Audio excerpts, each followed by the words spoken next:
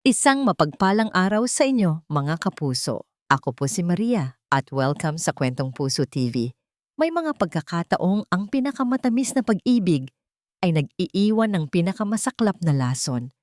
Handa na ba kayong pakinggan ang isang kwentong magpapatunay na kung minsan, ang katarungan ang tanging lunas? Sabi nila, ang tiwala ay parang salamin. Kapag nabasag, hinding-hindi na maibabalik sa dati. Paano kung ang mismong mga taong pinagkatiwalaan mo ng iyong buong mundo, ang siya palang unti-unting dumudurog nito? Isang mapagpalang araw sa inyo, mga kapuso. Ako po si Maria at welcome sa Kwentong Puso TV. May mga pagkakataong ang pinakamatamis na pag-ibig ay nag-iiwan ng pinakamasaklap na lason. Handa na ba kayong pakinggan ang isang kwentong magpapatunay na kung minsan, ang katarungan ang tanging lunas? Sabi nila, ang tiwala ay parang salamin. Kapag nabasag, hinding-hindi na maibabalik sa dati. Paano kung ang mismong mga taong pinagkatiwalaan mo ng iyong buong mundo, ang siya palang unti-unting dumudurog nito? Nanginginig ang mga kamay ni Danny habang hawak ang isang dokumento.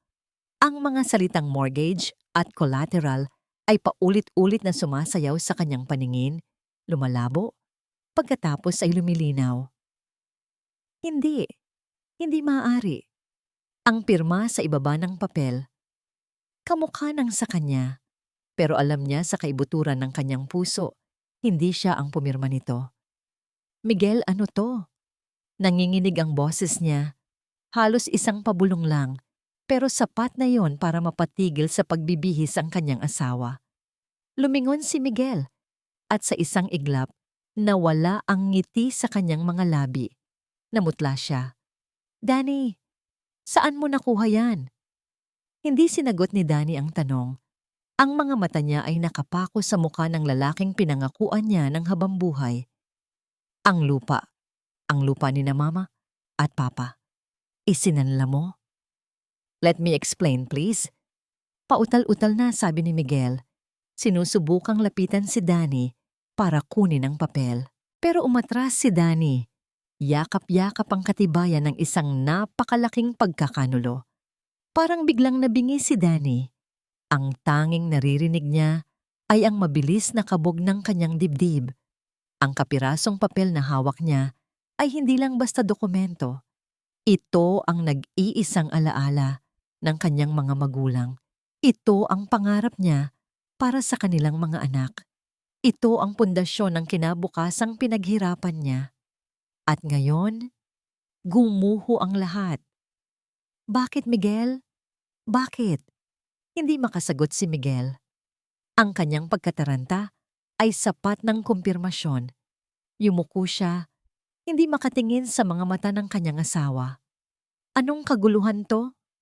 Isang malamig na boses ang pumuno sa kanilang silid. Si Aling Sarmiento, ang biyana ni Danny, ay nakatayo sa may pintuan. Ang kanyang tindig ay matigas. Ang kanyang mga mata ay matalim. Walang bakas ng pagkagulat sa kanyang muka.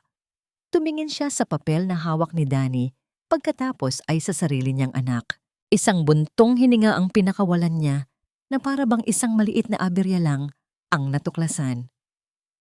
So, nalaman mo na pala. Napatingin si Danny sa kanyang biyenan, hindi makapaniwala. Alam niyo po ito? Isang mapaklang tawa ang kumawala kay Sarmiento.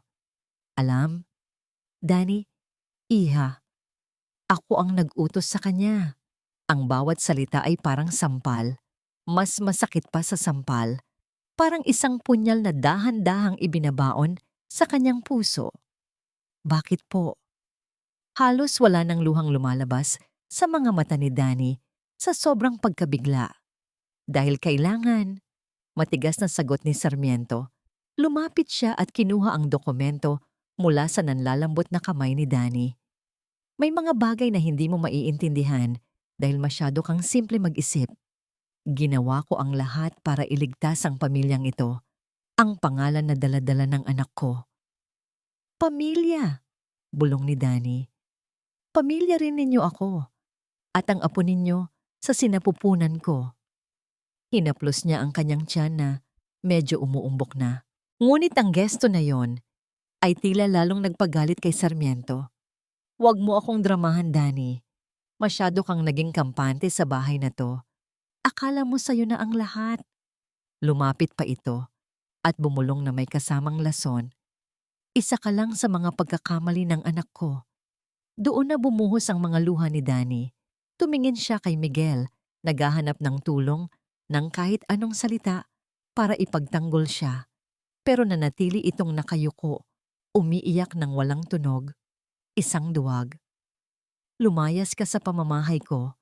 Ang utos ay malinaw at pinal. "Ano po? Bingi ka ba?" Sigaw ni Sarmiento. "Sabi ko, lumayas ka. Ngayon din, wala kang dadalhin kahit ano. Dahil ang lahat ng gamit dito, pag-aari namin." "Pero," buntis ako. Humahagulgol na pakiusap ni Danny. Ngumisi si Sarmiento, isang ngangisi na puno ng pagkasuklam. Tinulak niya si Danny palabas ng silid, palabas ng pasilyo, patungo sa pangunahing pintuan. Si Miguel ay sumunod lang, hindi kumikibo. Parang isang anino. Binuksan ni Sarmiento ang pinto. Sa labas, nagsisimula ng pumatak ang ulan. Itinulak niya si Danny palabas. "At huwag na huwag mong ilalapit ang bastardo mong yan sa anak ko." Ang huling narinig ni Danny ay ang malakas na pagsara ng pinto. At sa gitna ng papalakas na ulan, mag-isa siyang naiwan sa malamig na semento. Pasan-pasan ang bigat ng isang durog na puso at ang buhay na dinadala niya sa kanyang sinapupunan. Hindi niya maramdaman ang lamig, hindi niya alintana ang mga damit na basang-basa at dumidikit sa kanyang balat. Ang tanging nararamdaman ni Danny ay isang malaking espasyo sa kanyang dibdib, isang butas na iniwan ng pagtataksil. Naglakad siya ng walang direksyon. Bawat patak ng ulan na tumatama sa kanyang mukha ay parang mga luhang hindi niya kayang ilabas. Ang mga ilaw ng poste at mga sasakyan ay nagiging mga mantsa na lang sa kanyang paningin. Saan siya pupunta? Wala siyang pamilya sa lugar na ito. Ang pamilyang kilala niya ay ang pamilyang nagtulak sa kanya palabas sa gitna ng unos. Hindi niya namalayan kung saan siya dinala ng kanyang mga paa. Tumigil lang siya nang maamoy niya ang pamilyar na samyo ng mainit na sabaw ng tinola. Napatingala siya. Sa harap niya ay isang maliit na karinderya, ang tanging bukas pa sa kahabaan ng kalye. Aling Tess. Ang pangalan ay isang bulong na halos kainin ng tunog ng ulan. Biglang bumukas ang pinto ng karinderya. Lumabas si Aling Tess, isang matabang babae na may malambot na mga mata. Bit-bit ang isang palanggana para isahod ang tubig ulan. Napahinto ito nang makita si Danny. "Danny? Hija, anong nangyari sa'yo? Bakit ka nagpapaulan?"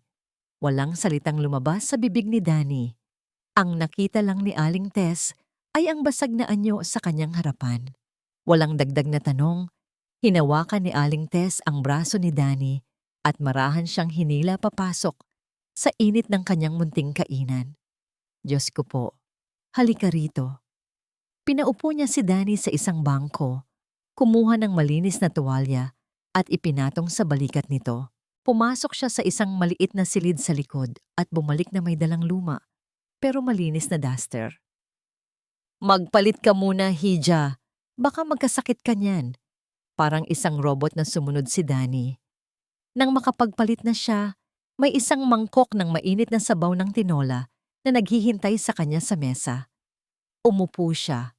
Ang init ng mangkok sa kanyang nanginginig na mga kamay, ang unang totoong bagay na naramdaman niya simula nang masara ang pinto sa kanyang harapan. Humigop siya ng sabaw.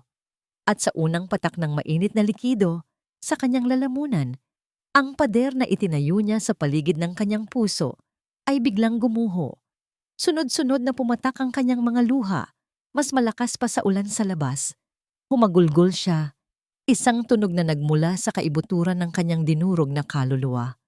Ang lahat ng sakit, lahat ng pagkabigla, lahat ng pait ay lumabas sa anyo ng mga luhang walang katapusan. Hindi nagsalita si Aling Tess. Hinayaan niya lang si Danny na umiyak. Lumapit siya at marahang hinaplos ang likod nito, isang presensyang nagbibigay ng karamay. Nang medyo huminahon na si Danny, doon lang nagsalita si Aling Tess sa mahinang boses. Tumingin ito sa umuumbok niyang tiyan at marahang ipinatong ang kanyang kamay doon. Kumapit ka para sa kanya. Ang simpleng mga salitang iyon ay tumagos sa puso ni Danny. Tama, hindi na ito tungkol sa kanya lang. May isang buhay na umaasa sa kanya. Kailangan niyang magpakatatag. May mga kung sino-sinong bisita kasing pabalik-balik dyan sa mga Sarmiento. Mga mukhang hindi mapagkakatiwalaan. Bulong ni Aling Tess na parang sa sarili lang habang nakatingin sa labas. Ipinaglatag ni Aling Tess si Danny ng isang simpleng banig sa sahig sa likod ng kanyang tindahan. Pagod na pagod. Humiga si Danny. Ngunit bago pa man niya maipikit ang kanyang mga mata, isang pamilyar na tunog ang kanyang narinig. Ang cellphone na niya sa loob ng basang bag. Umiilaw ito. Nanginginig niyang kinuha ito. Sa screen, isang pangalan ang nakasulat. Miguel. Napatingin siya sa pangalan ng kanyang asawa. Isang parte sa kanya ay gustong isigaw ang lahat ng galit at isumbat ang lahat ng sakit. Pero may isang maliit, hangal na parte ng kanyang puso. Pinatay ni Danny ang tawag. Hindi niya hinayaang mag-ring ito ng pangalawang beses. Pinindot niya ang pulang buton at pagkatapos ay ang power off. Ang katahimikan na sumunod ay mas mabigat pa kaysa sa ingay ng kanyang kumakabog na dibdib. Ayaw niyang marinig ang boses ni Miguel. Ayaw niyang marinig ang mga kasinungalingan. Ipinikit niya ang kanyang mga mata at sa wakas, dinalaw siya ng isang pagod na antok. Kinabukasan, nagising si Danny hindi dahil sa sikat ng araw, kundi dahil sa isang matinding kirot na biglang kumalat sa kanyang tiyan. Napahawak siya dito, napadaing, isang pamumulikat na hindi niya naramdaman noon. Aray! Narinig ni Aling Tess ang kanyang daing mula sa kusina. Agad siyang pumasok at nang makita ang itsura ni Danny, nataranta siya. Danny! Anong masakit sa'yo? Yung tiyan ko po, masakit. Nanginginig na sagot ni Danny, ang isip niya ay agad napunta sa sanggol sa kanyang sinapupunan. Wag naman sana, walang pag-aalinlangan. Inalalayan ni Aling Tess si Danny na tumayo.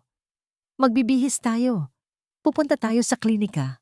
Ang pinakamalapit na klinika ay pag-aari ng isang batang doktor na kilala sa buong barangay. Pagdating nila doon, agad silang inasikaso.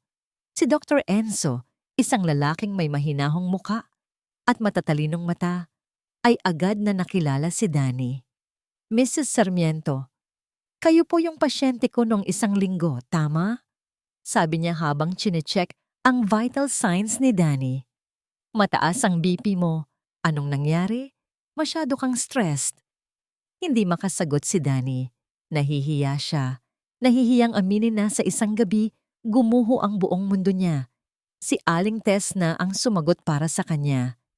Nagkaroon lang ng problema sa pamilya, Doc. Tumango si Dr. Enzo, hindi na nag-usisa pa. Matapos bigyan si Danny ng gamot para kumalma ang kanyang matris, pinagpahinga niya ito sa isang maliit na kama. Umalis si Aling Tess para bumili ng gamot. Naiwan silang dalawa. Makinig ka, Mrs. Sarmiento, mahinang sabi ni Dr. Enzo habang inaayos ang dextrose. Hindi ko alam ang pinagdadaanan mo. Pero ano man yan, kailangan mong maging matatag. Hindi para sa'yo, kundi para sa baby mo. Tumulo ang luha ni Danny. Hindi ko po alam kung kaya ko. Tinitigan siya ni Dr. Enzo at sa mga mata nito, may nakita si Danny na kakaibang pag-unawa. Ang nanay ko. Dumaan din sa ganyan, biglang sabi ng doktor. Pinagkatiwalaan niya ang lahat sa mga taong akala niya ay nagmamahal sa kanya. Inubos siya, pero hindi siya sumuko. Tumingin ito sa malayo na para bang may inaalala. Lumaban siya. Mahirap, pero lumaban siya. Iyon lang. Pero ang mga salitang iyon ay tumatak sa isip ni Danny. Lumaban siya. Bumalik ang tingin ni Dr. Enzo kay Danny. Kumuha siya ng isang basong tubig at iniabot dito.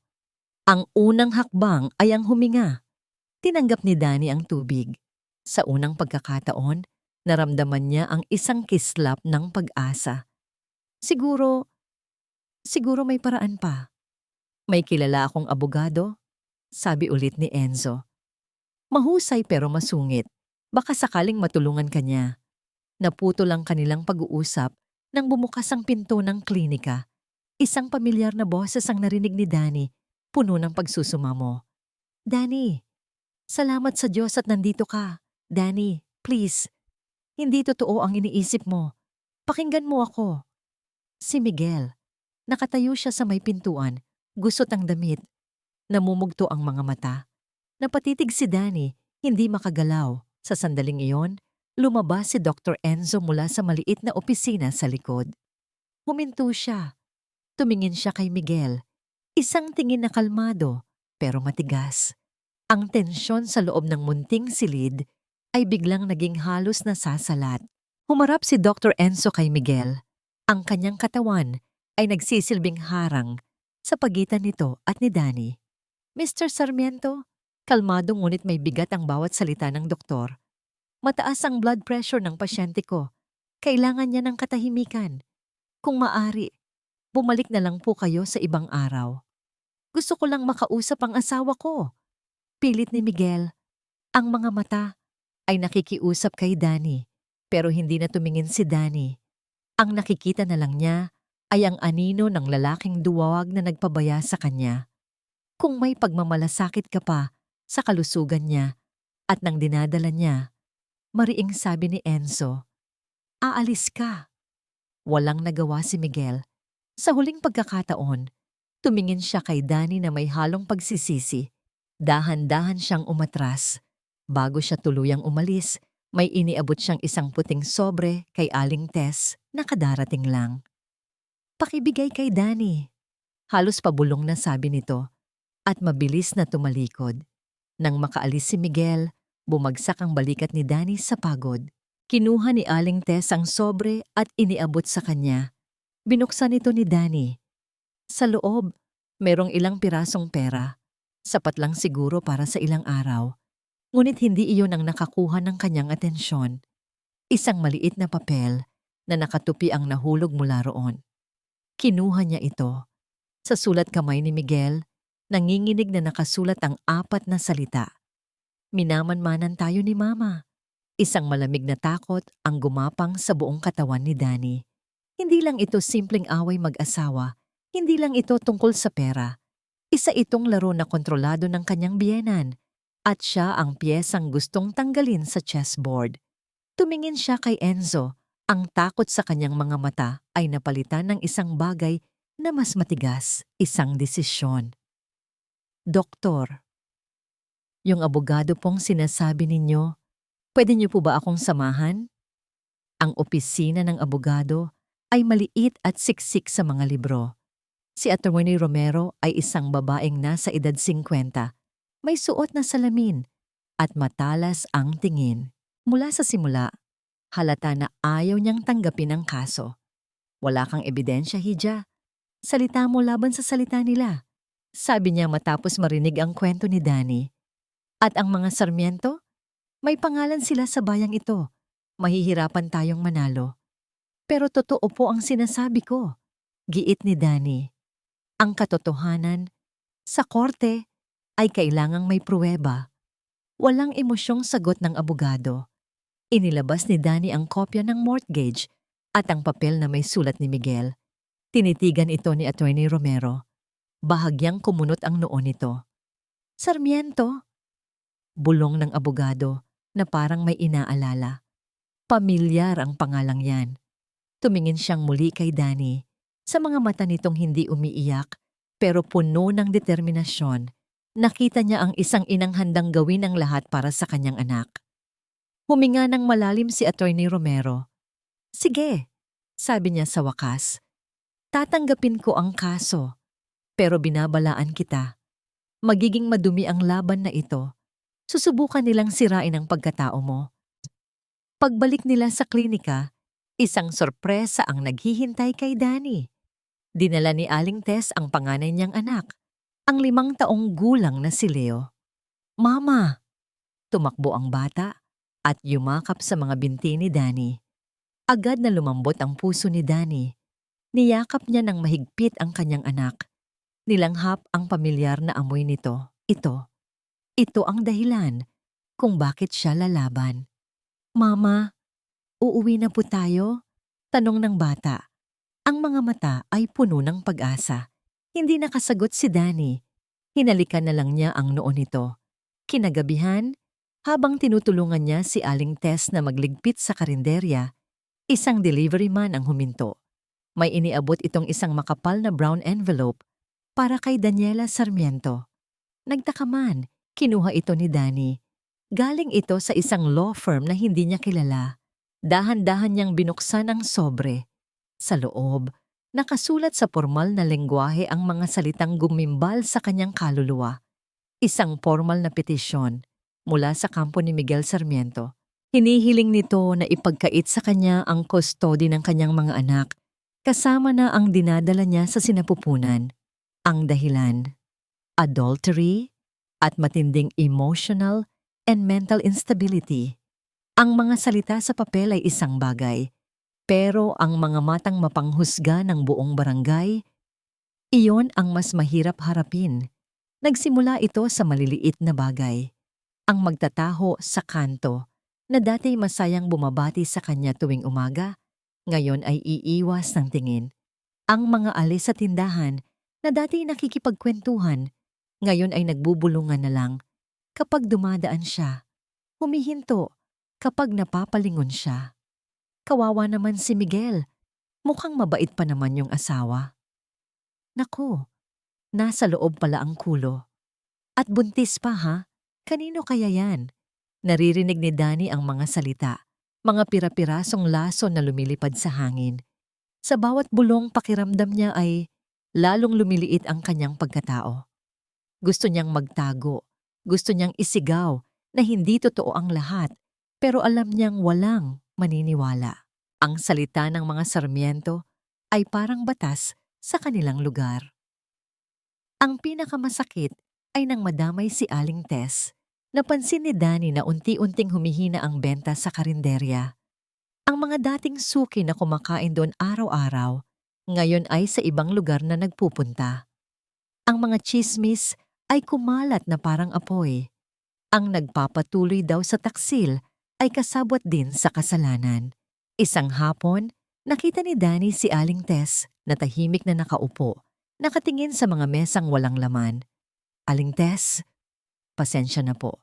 Dahil sa akin," pinutol ni Aling Tess ang sasabihin niya. "Shhh, huwag mong intindihin ang mga yan," sabi nito, kahit na bakas sa mukha nito ang pag-aalala. "Ang mahalaga ay malakas ka para sa mga anak mo." Pero alam ni Danny ang totoo. Nagiging pabigat siya sa nag-iisang taong tumulong sa kanya. Isang araw, habang pauwi sila ni Leo mula sa pagbili ng tinapay, isang batang babae ang masayang tumakbo palapit sa kanila. "Tita Danny," si Bunso ang anak ng isa sa kanilang kapitbahay. Gaya ng dati, yumakap ito sa binti ni Danny. Ngumiti si Danny. Isang tunay na ngiti, ang una sa loob ng maraming araw. Ngunit ang nangiting iyon ay agad na naglaho nang marinig niya ang sigaw ng ina ng bata. "Bunso, halika rito. Di ba sabi ko sa'yo, huwag kang lumalapit kung kani-kanino." Hinila ng babae ang kanyang anak palayo, na para bang si Danny ay isang sakit na nakakahawa. Tumingin ito kay Danny na may halong takot at pandidiri. Sa sandaling iyon, naramdaman ni Danny ang tunay na kahulugan ng pagiging mag-isa. Niyakap niya si Leo ng mahigpit at nagmamadaling naglakad palayo. Hindi pinapansin ang mga luhang nagsisimula na namang mamuo sa kanyang mga mata. Kinagabihan, habang nagliligpit na sila ni Aling Tess sa karinderya, napansin nilang may isang lalaking nakatayo sa kabilang kalsada. Nakasombrero ito at madilim ang suot. Hindi ito gumagalaw. Nakatingin lang ito sa direksyon nila. Maya-maya, itinaas nito ang isang bagay. Isang kamera, isang mabilis na flash ng ilaw.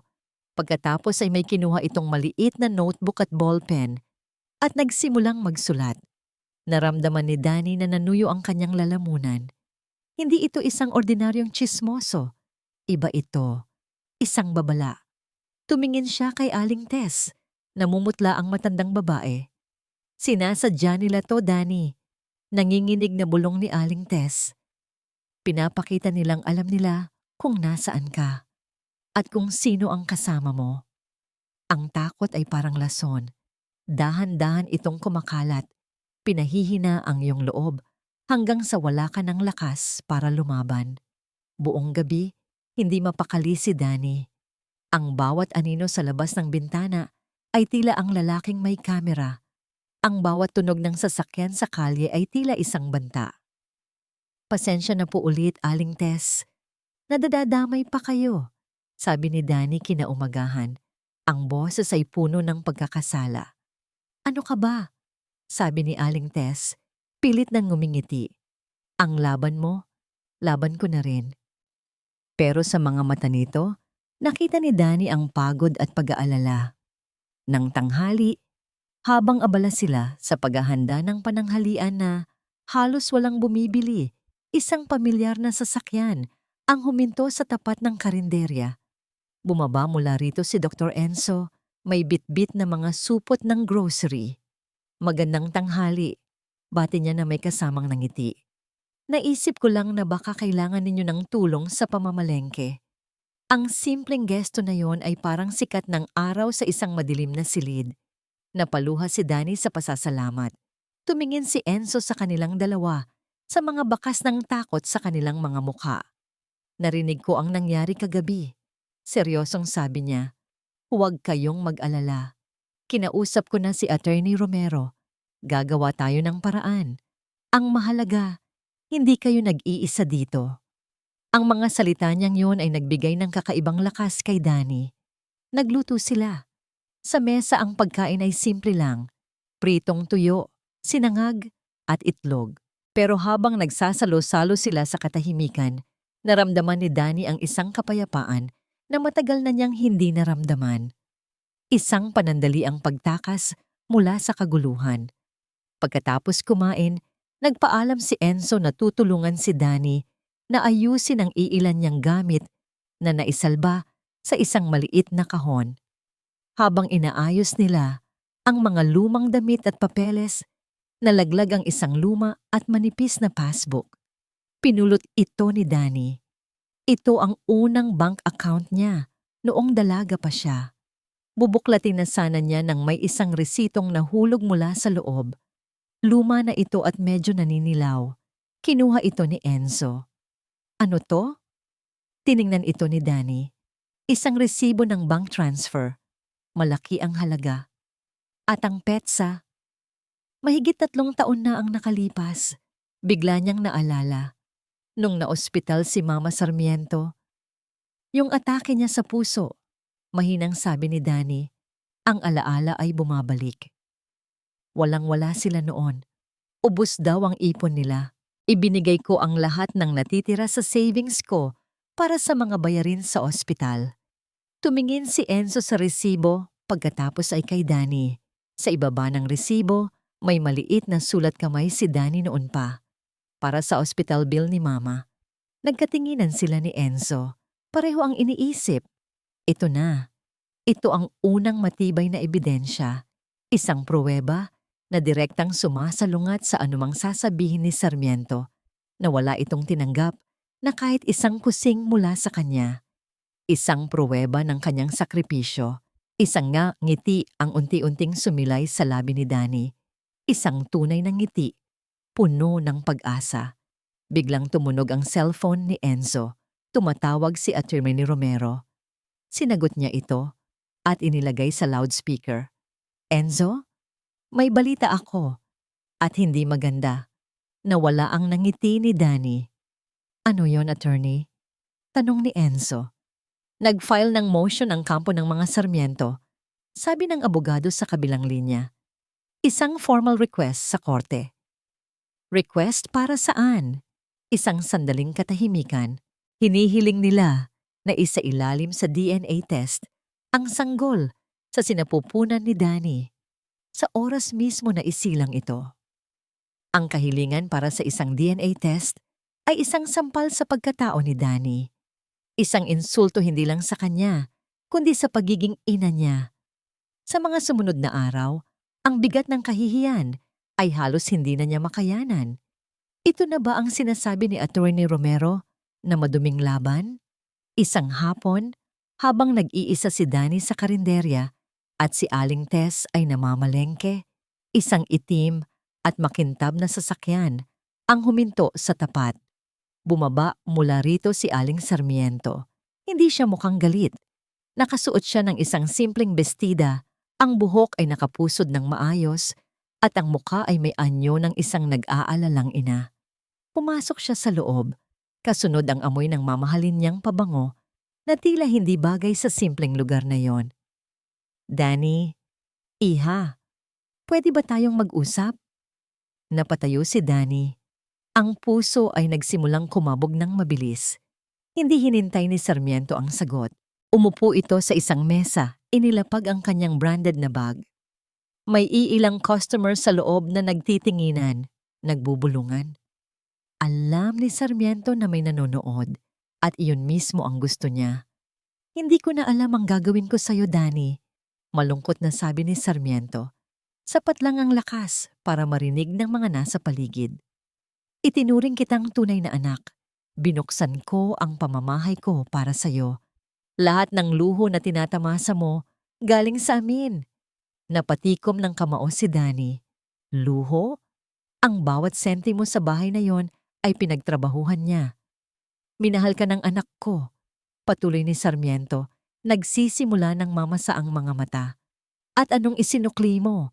Sinisira mo ang pangalan niya. Sinisira mo ang pamilya natin.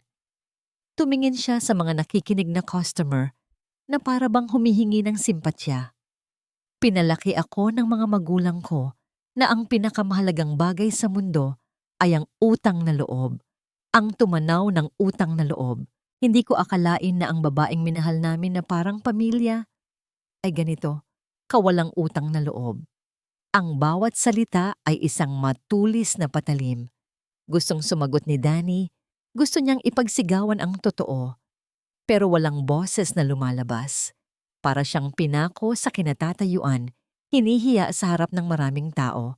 Sa kabilang banda ng bayan, sa opisina ni Attorney Romero, nakakunot ang noo ni Enzo habang nakatingin sa mga dokumento. Walang-wala na talaga sila, attorney, sabi ni Enzo. For the past 5 years, paunti-unti nilang binenta ang mga ari-arian nila. Pero saan napupunta ang pera? Iyon ang inaalam natin, sagot ng abogado.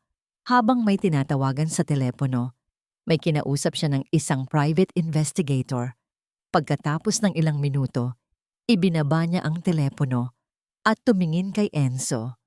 May nahanap siya, isang malaking butas sa nakaraan ni Aling Sarmiento, isang balon na walang hangganan. Ano yon? Sugal. Simpleng sagot ni Attorney Romero. Malaking pagkakautang sa mga kasino noon at sa mga loan shark. Bumalik ang eksena sa karinderya. Kadarating lang ni Aling Tess at nakita niya ang nangyayari. Walang imik na tumayo si Aling Tess.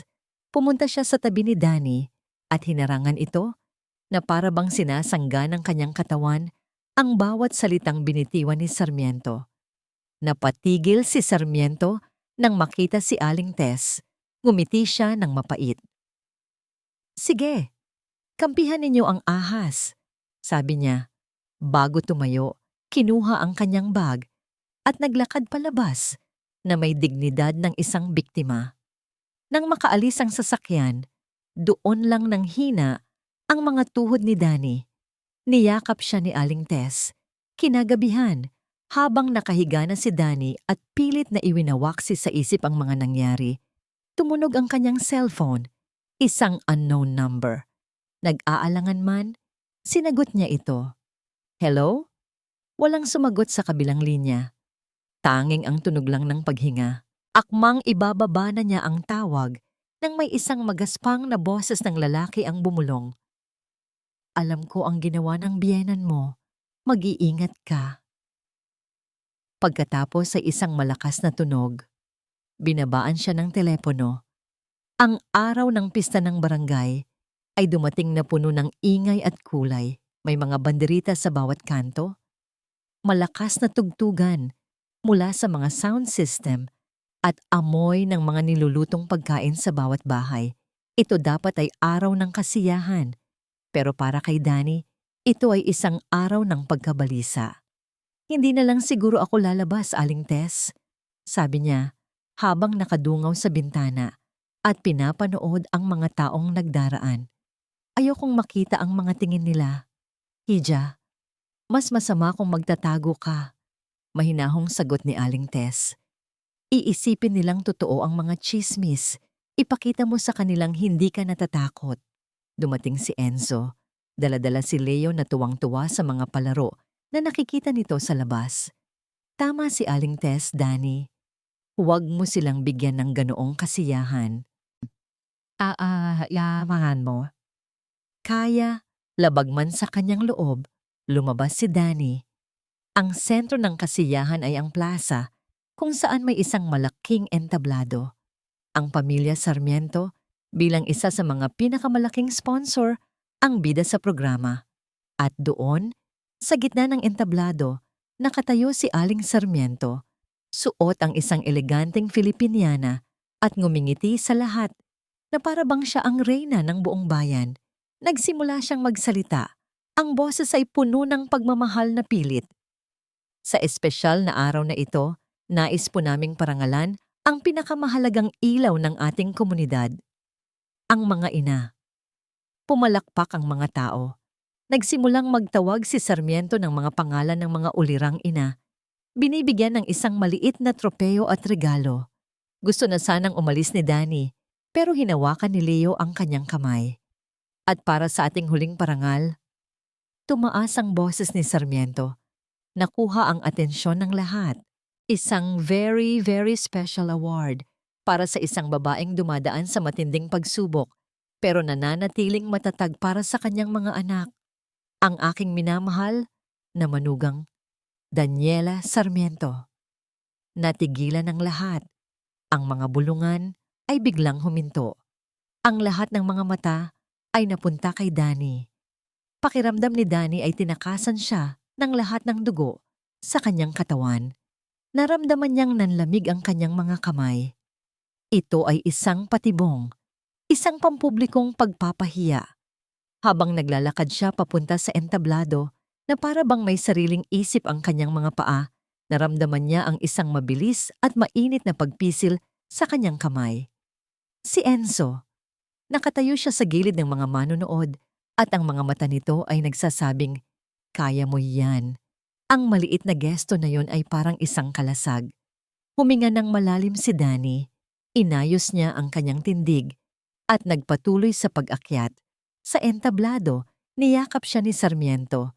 Isang yakap na malamig at walang buhay. Bumulong ito sa kanyang tenga. Sapat lang para siya ang makarinig. "Ngumiti ka."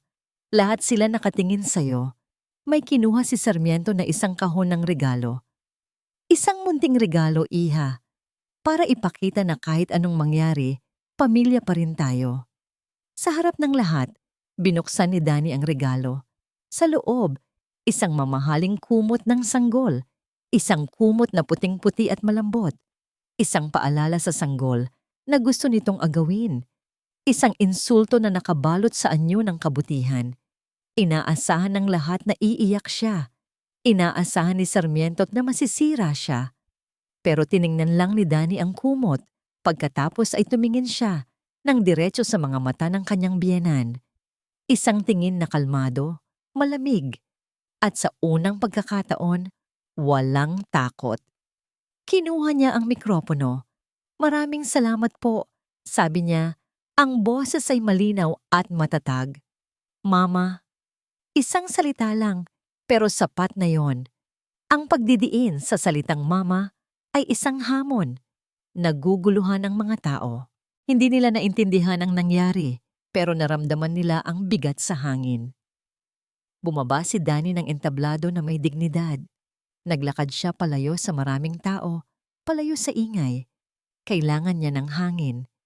Pumasok siya sa isang maliit at tahimik na iskinita sa gilid ng simbahan. Doon, sumandal siya sa pader at ipinikit ang kanyang mga mata. Miss Sarmiento? Napamulat siya. Isang babae ang nakatayo sa kanyang harapan. Pamilyar ang mukha nito. Payat, nakasalamin, at may takot sa mga mata. Ako po yung dating sekretarya sa opisina ninyo, sabi ng babae. Si Lorna. Ito ang babaeng tumawag. May ibibigay ako sa'yo. Nanginginig na sabi ni Lorna habang palingalinga sa paligid. Pero kapalit nito ay kaligtasan ko. Tinitigan ni Danny ang babae. Si Lorna. Naalala niya ito.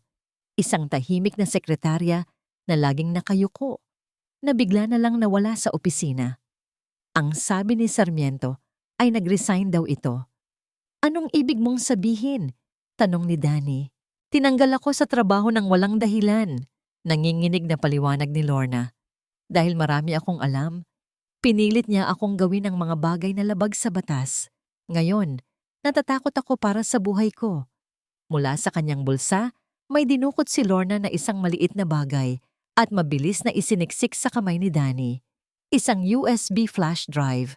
Malamig ito at maliit sa kanyang palad. Nandyan ang lahat, bulong ni Lorna. Mga kopya ng email at isang recording. Mag-iingat ka, Danny. Hindi lang pera ang habol niya. At tulad ng isang anino, mabilis na tumalikod si Lorna at nawala sa kabilang kanto. Naiwan si Danny na nakatayo. Mahigpit na hawak ang maliit na susi na maaaring maging kaligtasan niya. O lalo pang magpapahamak sa kanya. Dali-dali siyang bumalik sa karinderya. Naroon pa si Enzo at Aling Tess, parehong nag-aalala. Walang salitang ipinakita ni Danny ang USB. May laptop ka ba, Enzo? Isinara ni Aling Tess ang pinto ng karinderya. Sa maliit na mesa sa likod, nagsiksikan silang tatlo sa paligid ng laptop ni Enzo. Isinaksak niya ang USB. Bumungad sa kanila ang ilang folder. Binuksan nila ang isa na may pangalang recording. Isang click. Unang narinig nila ang boses ni Aling Sarmiento. Ito ay kalmado, halos bulong, ngunit puno ng awtoridad. Bakit hindi pa rin natin nakukuha ang lupa ni Danny? Hindi na tayo pwedeng maghintay pa. Nagugutom na ang mga utang ko. Pagkatapos, isang boses ng lalaki ang sumagot, magaspang at may halong pagmamayabang. Chill lang, Ma'am Sarmiento. Nakaplanado na. Ginawa ko na ang pinakawalang kwentang parte. Ang pirma. Yung lalaki mo ang bahala sa kanya para lumabas na siya ang may depekto. Madali lang yan sa korte. Kumunot ang noo ni Danny. Lalaki ko? Ang tinutukoy ba ay si Miguel? Muling nagsalita si Sarmiento. Gagawin mo ang lahat. Hindi ko pwedeng mapahiya. Hindi ko kayang mawala ang lahat ng ito, lalo na ang pangalan ng pamilya ko. Nagpatuloy ang pag-uusap, binanggit ang mga pangalan ng ilang opisyal sa barangay na kinuha ang panig ni Sarmiento, ang mga bayad sa media para kumalat ang mga chismis at ang plano kung paano gawing walang kakayahan si Danny para maagaw ang kanyang mga anak. Nanginginig ang mga kamay ni Danny. Ang lahat ng kanyang takot, lahat ng kanyang hinala. Totoo pala. Hindi lang ito tungkol sa lupa. Ito ay isang masalimuot na plano para sirain ang kanyang buong pagkatao. Diyos ko po, bulong ni Aling Tess, hawak ang kanyang bibig. Tiningnan ni Enzo si Danny. Ang kanyang mukha ay seryoso. Danny, delikado ang taong kausap ni Sarmiento dito. Ito yung loan shark na sinasabi ni Attorney Romero. Pero may ebidensya na tayo, sabi ni Danny. Ang boses ay nanginginig. Totoo ang sinasabi ko. Oo, pero may buhay na nakataya rito, mariing sabi ni Enzo. Si Lorna, kailangan natin siyang protektahan. At ikaw din. Niyaya ni Enzo si Danny at Aling Tess na bumalik sa klinika kung saan mas ligtas sila. Doon, muling tinawagan niya si Attorney Romero. Nang marinig ang recording, natigilan ng abogado. Ito na nga ang hinihintay natin, sabi ni Attorney Romero. Pero kailangan natin ang patotoo ni Lorna sa korte. Delikado para sa kanya. Kaya ba niyang humarap? Nagkatinginan sila ni Danny. Hindi niya kayang pilitin si Lorna, pero alam niyang ang testimonya nito ang magpapabago ng lahat. Kakausapin ko po siya, desidido si Danny. Kailangan nating ipagtanggol siya. Pangakuan natin ng proteksyon. Kinabukasan, sa isang liblib na lugar na pinili ni Lorna, muling nagkita silang tatlo. Si Danny, Enzo at Lorna. Ipinaliwanag ni Danny ang plano, ang kahalagahan ng kanyang testimonya at ang pangako ng proteksyon. Kitang-kita ang takot sa mga mata ni Lorna, pero sa huli, tumango ito. Para po sa katotohanan, mahinang sabi ni Lorna. Bago pa man sila makaalis, nagring ang cellphone ni Danny. Isang unknown number. Nag-aalangan siyang sinagot. Danny, umalis na kayo. May gagawing masama si Mama. Si Miguel. Ang boses niya ay basag, puno ng takot. Hindi ito ang nagmamayabang na boses ng lalaki sa recording, kundi ang boses ng isang desperado. Miguel, anong sinasabi mo? Basta, umalis kayo. Ngayon din, nandyan lang sila sa paligid. Delikado. Naputol ang tawag. Nagkatinginan sila. Ang takot na kanina'y tila nawala ay bumalik. Anong binabalak ni Aling Sarmiento? Ang babala ni Miguel ay parang malakas na kulog na nagbabanta ng bagyo. Buong magdamag, hindi halos nakatulog si Danny. Nakikinig sa bawat kaluskos sa labas. Nag-aalala siya para kay Aling Tess sa karinderya nito na nagsilbing kanlungan nila. Kinaumagahan, bago pa sumikat ang araw, nagising si Danny sa kakaibang amoy. Amoy pintura at amoy galit. Mabilis siyang bumangon at sumilip sa bintana. Nanlamig ang kanyang buong katawan. Ang buong harapan ng karinderya ni Aling Tess ay pinintahan ng pulang-pulang pintura. Hindi lang iyon, may mga nakadikit pang papel na may nakasulat na malalaking letra. Magbayad ka? Takbo bago huli ang lahat at kasabwat ng manloloko. Aling Tess, sigaw ni Danny, ang boses ay puno ng takot at galit. Narinig din ni Aling Tess ang mga sigaw ni Danny at mabilis na lumabas.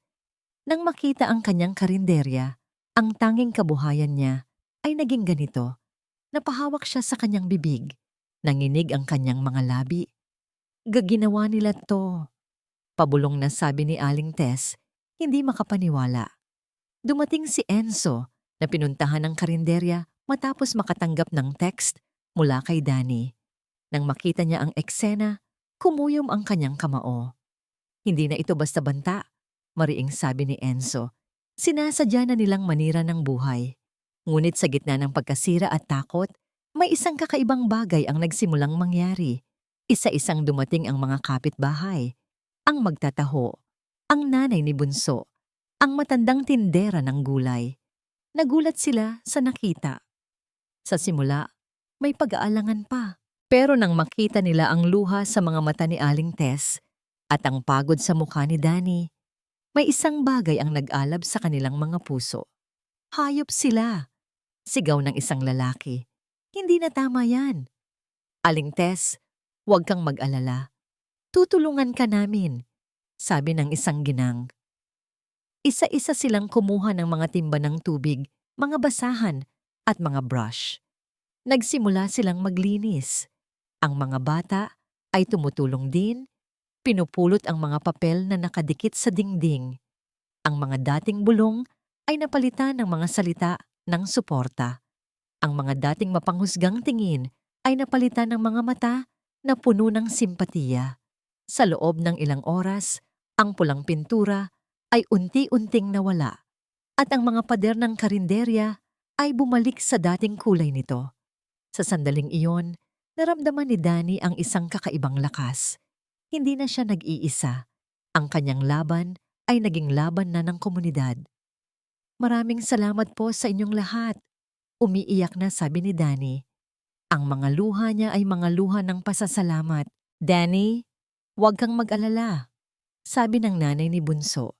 Hindi kami bulag sa katotohanan. Alam namin kung sino ang gumagawa ng tama at kung sino ang nambubuli. Habang nagliligpit na sila sa hapon, tumunog ang telepono ni Enzo, si Attorney Romero. Enzo, may balita ako, sabi ng abogado. Ang boses ay puno ng pag-asa. Natanggap na ng korte ang lahat ng ebidensya natin at may petsa na ng pagdinig. Napatingin si Danny kay Enzo. Nagtaas ang kilay ng doktor. Kailan po, attorney? Sa susunod na linggo, sagot ni Attorney Romero. Magsisimula na ang paghuhukom, Enzo. Ready na ba tayo? Isang malalim na buntong hininga ang pinakawalan ni Danny. Ito na. Ang huling laban ay malapit nang magsimula. Ang susunod na linggo ay dumaan na parang panaginip. Bawat araw, bawat oras ay puno ng paghahanda, mga pag-uusap kay Attorney Romero at ang pakiramdam na may malaking bagay na magaganap. Sa wakas, dumating ang araw ng pagdinig. Madilim pa ang langit nang umalis si Danny kasama si Enzo at Aling Tess. Sa labas ng korte, may mga mamamahayag na naghihintay. Nagpapalitan ng camera flash. Ramdam niya ang bigat ng tingin ng lahat. Pero ngayon, iba na. Hindi na ito kahihiyan. Ito ay laban para sa kanyang buhay. Sa loob ng courtroom, tahimik ang lahat. Ang bawat upuan ay puno ng mga taong mausisa, mga taga-suporta at mga media. Sa kabilang panig, naroon si Aling Sarmiento. Suot ang isang itim na damit. Ang muka ay balot ng kalungkutan. Katabi niya si Miguel, na nakayuko lang. Nagsimula ang pagdinig. Unang tumayo ang abogado ni Sarmiento. Ginawa niya ang kanyang opening statement na para bang isang pelikula ang kanyang isinasadula. My Honor, we are here today because of a grave misunderstanding. My client, Mrs. Ramona Sarmiento, a pillar of this community, has been unjustly accused by a woman who has forgotten the meaning of utang na loob. Napatingin si Danny kay Sarmiento. Hindi ito umiiyak, pero ang bawat galaw nito ay sinadya para magmukhang biktima. Tumayo si Aling Sarmiento sa witness stand. Isang malalim na buntong hininga ang pinakawalan niya bago siya magsimulang magkwento. Itinuring ko po si Danny na parang tunay na anak, sabi niya, at sa wakas, may patak ng luha sa kanyang mga mata. Binigyan ko siya ng tahanan, ng pamilya, pero kapalit po niyan.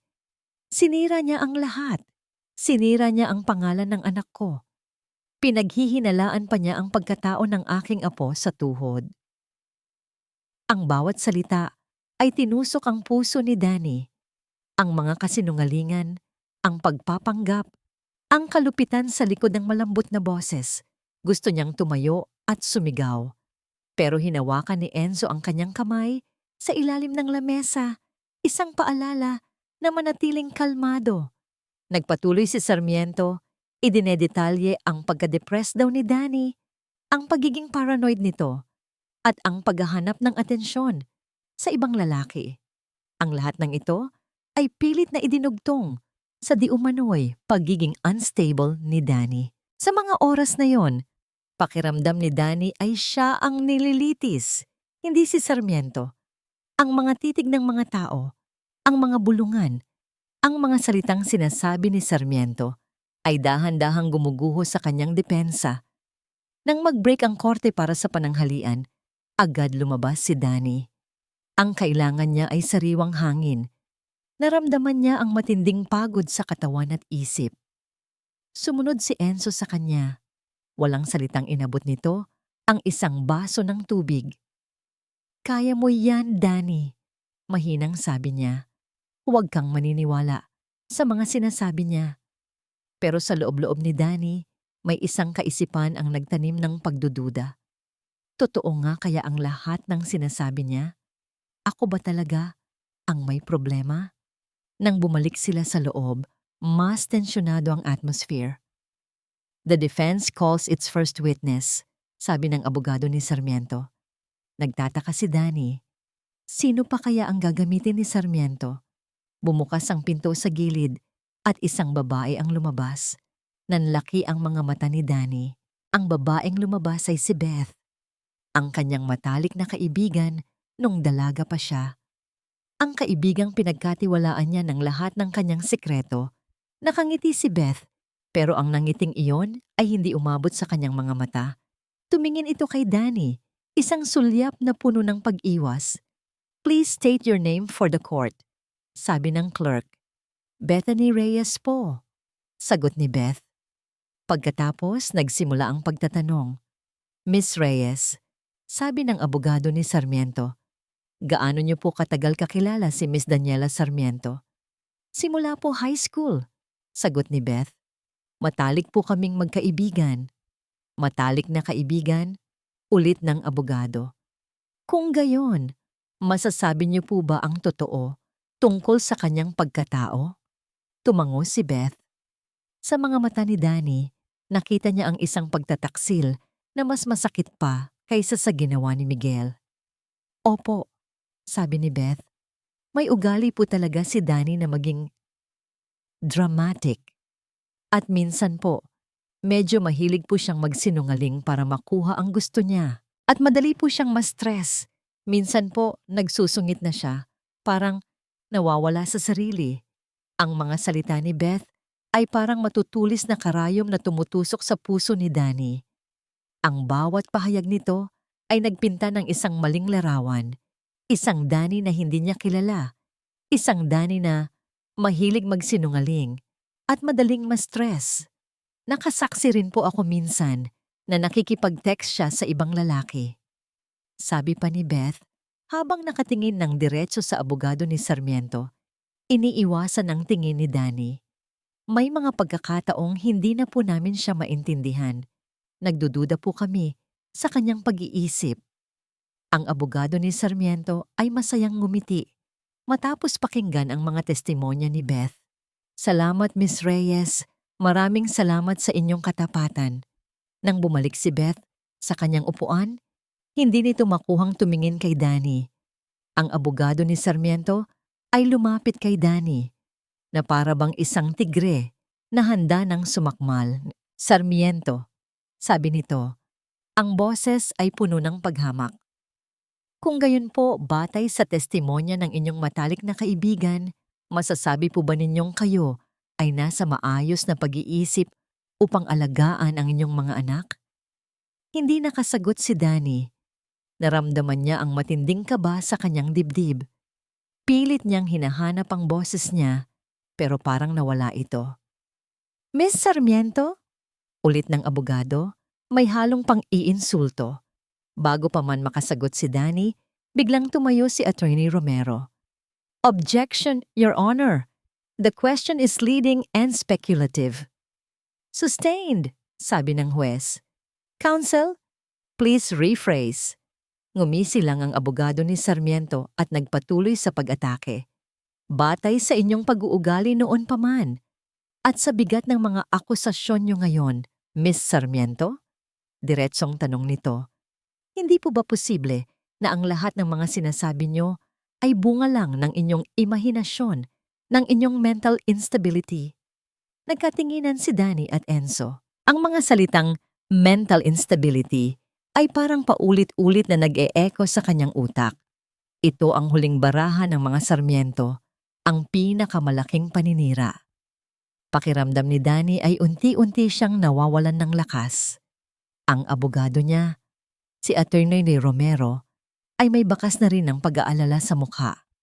Nakikita niya ang mga tingin ng ibang tao sa courtroom, mga tingin ng pagdududa, ng awa, at ng paghuhusga. Hindi siya nakatingin kay Miguel, pero alam niyang naroon ito, tahimik na nakaupo at pinapanood ang lahat. Siguro, masaya siya ngayon. Siguro, ito ang gusto niya. Pinilit ni Danny na huminga ng malalim. Tumingin siya sa kanyang abogado. Wala na itong magawa. Kailangan niyang sagutin ang tanong na yon. Kailangan niyang ipagtanggol ang sarili niya. "Your Honor," mahinang sabi ni Danny, ang boses ay medyo nanginginig pa rin. "Hindi po totoo ang mga sinasabi ng kaibigan ko. Pinipilit lang po nila akong palabasin na baliw para makuha ang gusto nila." "At ano po ang gusto nila, Missy?" "Sarmiento," Mabilis na tanong ng abogado ni Sarmiento na para bang hinihintay na ang sagot. Ang inyong lupa? Ang inyong mga anak? Lahat ng ito ay nag-umpisa matapos kayong magkasira ng inyong asawa. Hindi po ba? Gusto niyang ipagsigawan ang totoo na ang lahat ng ito ay nagsimula sa pagtataksil nila. Ngunit bago pa man niya masabi iyon, may isang tinig sa kanyang isipan ang bumulong. Huwag kang maniniwala sa kanila. Nagpahinga sandali ang huwes. We will recess for 15 minutes, sabi ng huwes. Upon return, we will hear the testimony of Miss Daniela Sarmiento. Bumaba ang martilyo. Mabilis na lumapit si Attorney Romero kay Danny. Ang kanyang mukha ay seryoso. Danny, sabi niya, ang boses ay mahina. Kung hindi natin mababago ang takbo ng usapan, talo tayo. Ang 15 minutong recess ay tila isang oras. Bawat segundo ay bumibigat sa balikat ni Danny. Walang salitang umupo siya sa tabi ni Enzo. Hinawakan ni Enzo ang kanyang kamay, mahigpit, nagbibigay ng lakas. Tumingin si Danny sa direksyon ni Aling Tess na nakaupo sa likod. Nakita niya ang pagdarasal sa mga mata nito. Ito ang nagbigay sa kanya ng huling kislap ng pag-asa. Hindi siya susuko. Hindi niya hahayaang sirain siya ng mga kasinungalingan. Nang bumalik ang huwes, tumayo si Danny. Ang kanyang puso ay kumakabog ng malakas, ngunit ang kanyang isip ay biglang luminaw. Miss Sarmiento, the floor is yours, sabi ng huwes. Nagsimulang magsalita si Danny. Ang boses ay mahina pa rin sa simula, ngunit unti-unting lumalakas. Kinuwento niya ang lahat. Ang simula ng kanilang pagmamahalan ni Miguel, ang mga pangako, ang kanyang pagmamahal at paglilingkod sa pamilya Sarmiento, kasama na ang pagbabayad ng hospital bills ni Aling Sarmiento na may kasamang pruweba, ang kanyang pagiging tapat bilang asawa at ina.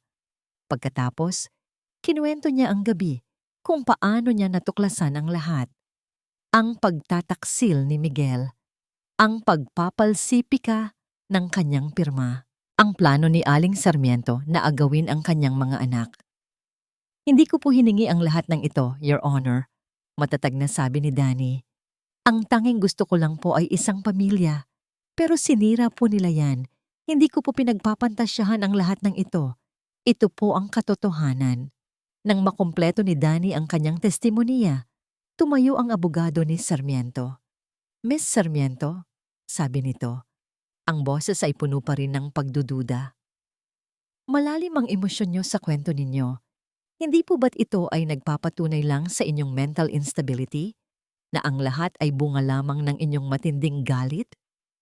Objection, Your Honor. Mabilis na sabi ni Attorney Romero. The counsel is badgering the witness. Sustained, sabi ng huwes. Miss Sarmiento, patuloy ng abogado ni Sarmiento, hindi pinansin ang babala. Hindi po ba't ang lahat ng sinasabi niyo ay puro paratang lamang na walang sapat na ebidensya? Sa sandaling iyon, tumayo si Attorney Romero. Your Honor, sabi niya, may kakaibang kinang sa mga mata. Mayroon po kaming ebidensya at mas matibay pa po kaysa sa salita ng sinuman. Isang mabilis na galaw. Kinuha ni Attorney Romero ang USB drive mula sa kanyang bulsa at iniabot sa clerk. Ito po ay naglalaman ng mga audio recording at emails, Your Honor. Mga ebidensya na direktang nagpapakita ng matinding panloloko, pagpaplano at paninira ng reputasyon. Nagsimulang kumalat ang bulungan sa courtroom. Namutla si Aling Sarmiento. Napatingin siya kay Miguel. Si Miguel ay nakaupo lang, nakayuko, hindi makatingin sa kanya. Proceed, sabi ng huwes. Ipinlay ng clerk ang audio recording. Unang narinig ang boses ni Aling Sarmiento, kalmado at mapanlinlang. Bakit hindi pa rin natin nakukuha ang lupa ni Danny? Nagugutom na ang mga utang ko. Pagkatapos, ang magaspang na boses ng loan shark. Ginawa ko na ang pinakawalang kwentang parte. Ang pirma.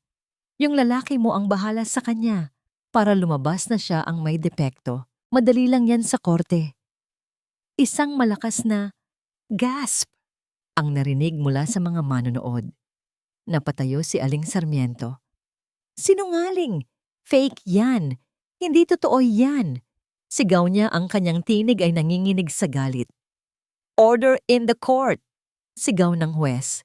Nagpatuloy ang recording, ang pagpaplano kung paano siraan si Danny, ang pagpapakalat ng chismis, ang paggamit ng mga koneksyon para manipulahin ang kaso. Habang tumutugtog ang recording, dahan-dahang napaupo si Aling Sarmiento. Ang mukha ay puting-puti. Si Miguel, sa likod, ay gupos. Ang kanyang mga kamay ay nakatakip sa kanyang mukha. Umiiyak ng walang tunog.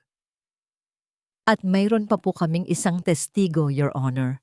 Sabi ni Attorney Romero, ang kanyang boses ay malinaw at matagumpay. Isang testigo na naglakas loob na ilabas ang katotohanan sa kabila ng matinding banta sa kanyang buhay. Bumukas muli ang pinto sa gilid. Lumabas si Lorna, ang dating sekretarya, at dahan-dahang lumakad patungo sa witness stand. Ang kanyang testimonya ay nagkumpirma sa lahat ng nasa recording, ang mga detalye ng pagpapalsipika, ang mga email, ang mga utang, ang lahat ng kasinungalingan ay unti-unting nabunyag. Nang matapos ang testimonya ni Lorna, tumayo si Aling Sarmiento. Ang kanyang mata ay nanlilisik. Hindi na siya ang elegante at kalmadong babae kanina. Ngayon, isang halimaw ang lumabas. Sinira mo ang lahat. Sinira mo ang pamilya ko. Sigaw niya habang nakaturo kay Danny. Ang boses ay puno ng pagkasuklam. Order in the court! Malakas na sabi ng huwes at ibinaba ang kanyang martilyo ng 3 beses. Security! Please escort Mrs. Sarmiento out of the courtroom. 2 security guard ang mabilis na lumapit kay Aling Sarmiento. Ngunit nagpupumiglas pa rin ito, sumisigaw, at nagtatangkang lapitan si Danny. Mambubuntis! Kriminal! Sigaw niya bago tuluyang mailabas. Ang huling tunog na narinig ni Danny ay ang paghampas ng martilyo ng huwes, malakas at malinaw, na nagpapahiwatig ng pagtatapos ng isang kabanata at ang pagdating ng katarungan.